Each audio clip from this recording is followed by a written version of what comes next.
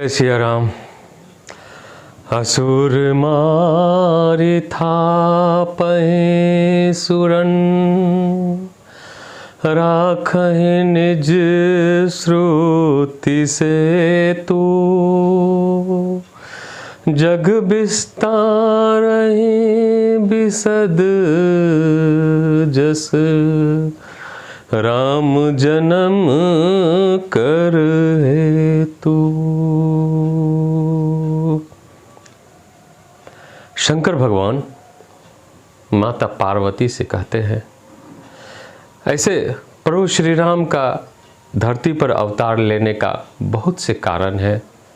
रामचरितमानस में हमने 5 कारण बतलाए हैं, लेकिन सबसे मूल कारण जो है वो है असुरों को मारकर देवताओं का राज्य का स्थापित करना, जो उनके मुख रूपी शब्द रूपी वेद मंत्र है, श्रुति है, उसकी सत्यता को स्थापित करना, जग के विस्तार के लिए, जग की कल्याण के लिए, लोगों की भलाई के लिए बार बार वो अवतार लेते हैं। अपनी शिक्षा देने के लिए इस पृथ्वी पर मनुष्य रूप में आते हैं। यही राम जन्म का मुख्य हेतु होता है। हे भवानी, बाद बाकी जितने भी कारण हैं वो सब लीलाएं हैं। सभी लीला करने के लिए, ताकि लीलाओं के द्वारा मनुष्यों को शिक्षा मिल सके, सीख दे सके कि इस तरह से करोगे ये कारण होता है। बाद बाकी कोई कारण, और इसी मूल कारण के लिए सोई जस गाई भगत भव तरहि, कृपा सिंधु जन हित तनु धरई। राम जन्म के हेतु अनेका, परम विचित्र एक ते का। और इसी सब कारण को जो भगवान के भक्त हैं, इसी सब को गा गा कर संसार रूपी भवसागर से तर जाते हैं, पार हो जाते हैं। राम जन्म के अनेक कारण हैं, अति विचित्र कारण हैं, सभी एक से एक बढ़कर है। मैं किन के बारे में बताऊं? बस आज मैं इन 5 कारणों में से मैं एक कारण बताने का प्रयास कर रहा हूं, जो कि रामचरितमानस में है। बाबा तुलसीदास जी ने इसका वर्णन किया है, और वो कथा है मनु, हमारे जो आदि पूर्वज है मनु जी और शत्रुपा जी के बारे में। मनु जी को कौन नहीं जानता है, सारा संसार मनु जी के बारे में जानते हैं। इतने धर्मज्ञ राजा आज तक इस पृथ्वी पर कोई नहीं हुआ है। उनके पुत्र उतानपाद और उनके पुत्र ध्रुव विश्वविख्यात हैं। सभी उनके उदाहरण देते हैं, ध्रुव के उदाहरण देते हैं। तो मनु जी जब वृद्धावस्था को धारण किए, सारा राजपाट अपने पुत्र पौत्र को आदि को सौंप करके वर्णाश्रम को चले गए भगवान की प्राप्ति के लिए, और भगवान की आराधना करने लगे। पहले तो ऐसे ही सभी ऋषियों से मिलकर बहुत ज्ञान हासिल किए, लेकिन जब तपस्या करने के लिए लगे तो फिर एक पैर पर खड़े होकर उन्होंने 10,000 वर्षों तक 12 अक्षर मंत्र का जाप उन्होंने किया। 12 अक्षर मंत्र पुनि, जपहि सहित अनुराग। वासुदेव पद पंकरो, दंपति मन अति लाग। फिर 12 अक्षर मंत्र का जप करते करते हमेशा वो दिन रात एक पैरों पर खड़े होकर ओम भगवते वासुदेवाय, ओम भगवते वासुदेवाय, ओम भगवते वासुदेवाय, इस तरह से वे जाप शुरू कर दिए। करते करते करते करते जब बहुत समय बीत गया, 10,000 वर्ष बीत गया, तब अचानक एक आकाशवाणी होती है। भगवान उनको अपना दास समझकर उन पर प्रसन्न होते हैं और कहते हैं, मांगो मांगो बरु भय नभ बानी, परम गंभीर कृपा मृत सानी। एक आकाशवाणी हुई, हे तपस्वी, मैं तुम पर प्रसन्न हूँ, मांगो क्या मांगते हो। मनु जी बोले, प्रभु आपकी आवाज़ सुनाई पड़ रही है पर आप दिखाई नहीं दे रहे हैं, क्यों नहीं दिखाई दे रहे हैं? भगवान बोले कि मेरा कोई आकार नहीं है, मैं निराकार हूँ, मैं दर्शन नहीं दे सकता, मैं कोई आकार लेकर नहीं आ सकता। मनु जी बोले, क्या इससे पहले आपने कभी भक्त को दर्शन नहीं दिया है? भगवान बोले, दर्शन दिया है। भक्त मुझे जिस रूप में चाहता है, जिस रूप की कल्पना करता है, जिस रूप को की छवि को अपने दिमाग में, मन में, हृदय में धारण करता है, मैं उसी रूप में प्रकट होता हूँ। तुम भी एक छवि बना लो, तुम भी एक रूप की कल्पना करो, मैं तुम्हारे सामने प्रकट, उसी रूप में प्रकट हो जाऊँगा।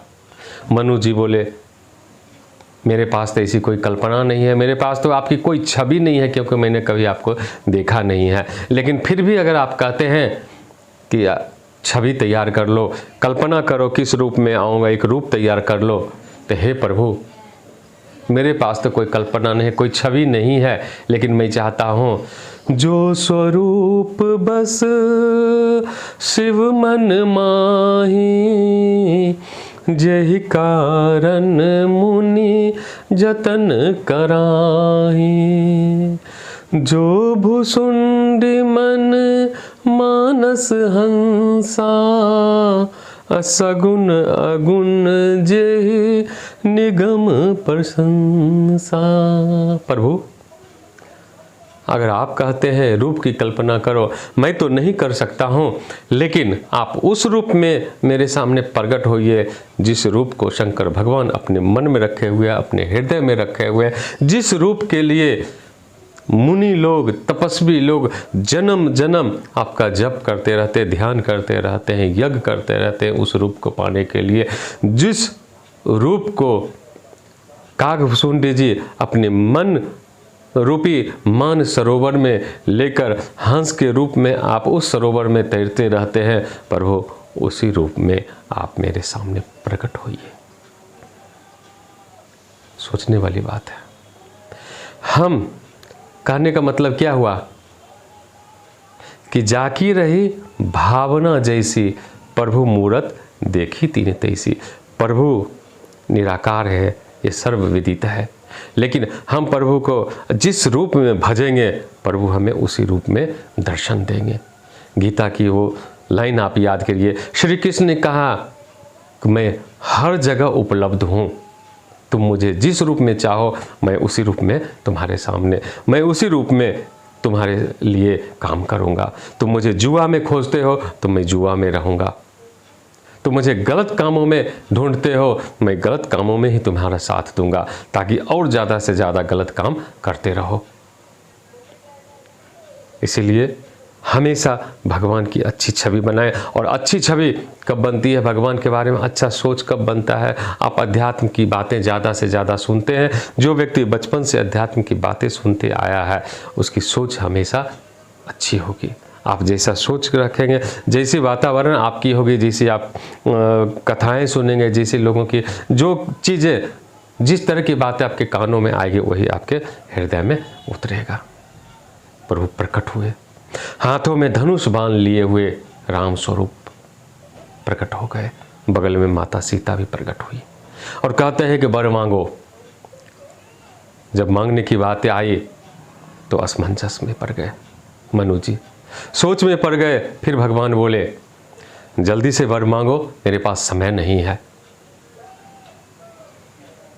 प्रभु अगर आप वर देना चाहते हैं तो आप तो जगत के भगतों के लिए कल्प वृक्ष हैं, कामधेनु गाय की तरह हैं।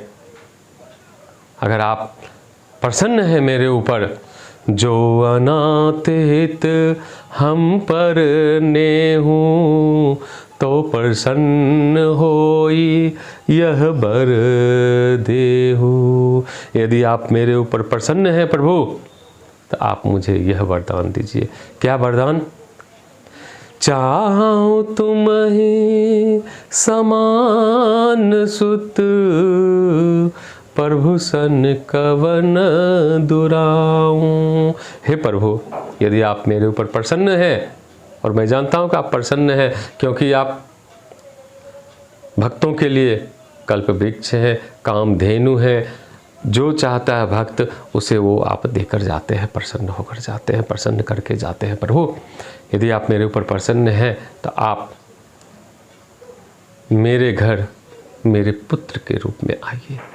आप जैसा पुत्र मुझे चाहिए प्रभु, आप जैसा पुत्र मुझे चाहिए। भगवान कहते हैं कि मेरे जैसा पुत्र मैं कहाँ से ढूंढूं, कोई नहीं हो सकता है। अतः मैं ही तुम्हारे घर पुत्र के रूप में प्रकट होऊंगा, नर के रूप में वेश धारण करके मैं तुम्हारे प्रगति हूँ, निकेत तुम्हारे घर में प्रकट होऊंगा। अंश के सहित मैं आऊँगा और वहाँ आके चरित्र लीला करूँगा। तब तक तुम्हें मैं आशीर्वाद देता हूँ कि जाओ स्वर्ग में जाओ और वहाँ आराम से रहो। और फिर माता शत्रुपा को कहते हैं कि हे देवी, आप मांगिए, क्या मांगते हैं। माता भी बोली कि आप मुझे पुत्र के रूप में ही, माता के रूप में ही आप बोलते रहे, यही अच्छा लगेगा। दोनों को भगवान तथास्तु कह के वरदान दिए और अंतर ध्यान हो गए। फिर माता शत्रुपा कहती है, आप तो भगवान को मांगने के लिए गए थे, आपने भगवान को पुत्र के रूप में क्यों मांग लिया। मनु जी कहते हैं, और ये ध्यान देने वाली बात है, सबको सीखने वाली बात है। ये रामचरितमानस की हर एक चौपाई हमें सीख देती है। हर एक बच्चे को ये प्रसंग तो जरूर सुनना चाहिए कि इस प्रसंग में क्या सीख मिलती, क्या शिक्षा मिलती, क्या तुलसीदास जी कहना क्या चाहते हैं, भगवान लीला करके क्या हमें बताना चाहते हैं। तुलसीदास जी वहाँ लिखते हैं, मृतक जियावनी गिरा सुहाई, अश्रवण रंध्र होई उर जब आई, हष्ट पुष्ट धन भय सुहाए, मानहु अबहि भवन ते आए। मनु जी कहते हैं कि जब भगवान पहली बार आवाज़ दिए थे, उनकी वाणी जब हमारे कानों में आई थी, हमारा शरीर उससे पहले कैसा था जरा ध्यान दीजिए। तपस्या कर कर के हमारा शरीर जर्जर हो गया था, मांस का कुछ भी नहीं बचा था, हड्डी, सिर्फ हड्डी ही नज़र आ रहा था, सूखी हुई हड्डी नज़र आ रहे थी, सूखे कांटे की तरह हम लोग थे। लेकिन जब पहली बार उनकी वो आवाज़, वो मधुर वाणी, जो अगर एक मुर्दा भी सुन ले तो जी उठेगा, हमारे कानों से होती है, हमारे हृदय तक पहुंचा, तो ये शरीर जो जर्जर बना हुआ था, हष्ट पुष्ट तन हुआ कि नहीं हुआ।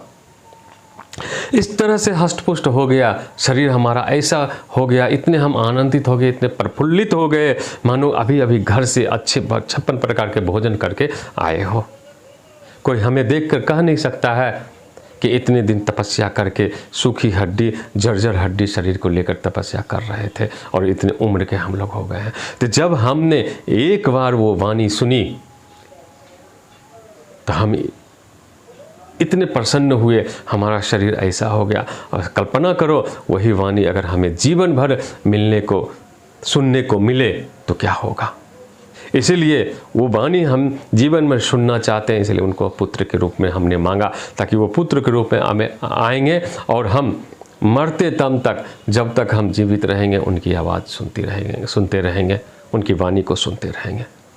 ये शिक्षा है दोस्तों। एक पुत्र को ऐसा होना चाहिए, जब माता पिता घर आते हैं तो हमारी आवाज़ ऐसी होनी चाहिए, हमारे वाणी ऐसी होनी चाहिए कि 8 घंटे 10 घंटे करके माता पिता आए घर तो संतान की आवाज़ जब सुने तो उनकी सारी थकानें दूर हो जाए, उनकी सारी परेशानी, सारी चिंताएं दूर हो जाए। एक संतान का ये कर्तव्य होना चाहिए, उनका कर्म ऐसा होना चाहिए, उनका व्यवहार ऐसा होना चाहिए, उनकी आचार विचार वाणी ऐसी होनी चाहिए कि माता पिता जब सुने अपनी संतान के बारे में तो उनकी सारी चिंताएं दूर हो जाए, सारी थकान मिट जाए। अगर किसी माता पिता को अपने संतान से ये अनुभूति होती है तो सच मानिए पुत्र होने का दायित्व हमने निभा दिया। और असल में इन्हीं को पुत्र कहा जाता है। वो पुत्र नहीं जिनके व्यवहार से, जिनके विचार से, जिनकी बातों से माता और पिता दुखी हो, कष्ट में आ जाए, चिंताग्रस्त हो जाए। संतान का वो कर्तव्य। भगवान रामचरितमानस के द्वारा हमें ये शिक्षा मिलती है कि एक संतान को कैसा होना चाहिए। यही सबसे बड़ी सीख है। जय श्री राम।